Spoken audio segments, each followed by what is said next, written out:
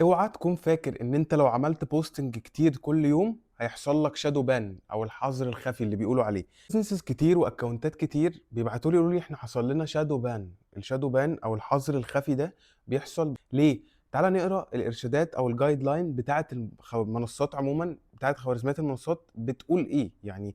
الارشادات دي بتقول ايه؟ اول حاجه ان انت تكون عندك حاجه اسمها سبام او سبامر او سبامنج، ان انت تكون بتعمل لايك كتير، كومنت كتير، شير كتير. كل الكلام ده بيعمل لك شادو بان. تعمل لايك لنفسك، كومنت لنفسك، شير لنفسك على بوستاتك، يعمل لك شادو بان على البوست.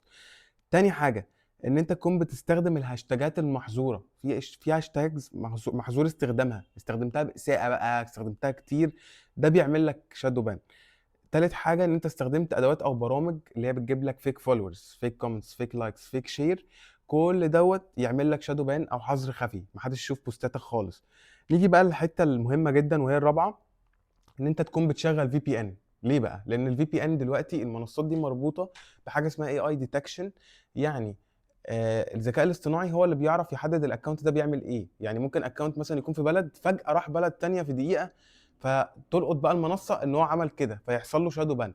دي مش بتحصل كتير، يعني لازم يكون في فواصل في استخدام الفي بي ان، او طبعا يعني يستحسن ما تستخدموش اصلا، لان تغيير الاي بي كتير او الشبكات كتير بيعمل شادو بان. حاجة تانية برضو ان انت تكون مثلا عملت كومنتس لناس اصلا الكونتنت بتاعهم فيه مشكله او حاجه، ده برضو بيخلي الخوارزميات تلقط ان انت عندك مشكله. بس غير كده في ناس بتعمل 200 بوست كل يوم و300 بوست كل يوم ما بيحصل لهمش شادو بان، بسبب ان هم متبعين الجايد لاين وبيعرفوا ان هم يعملوا كونتنت ومحتوى صح.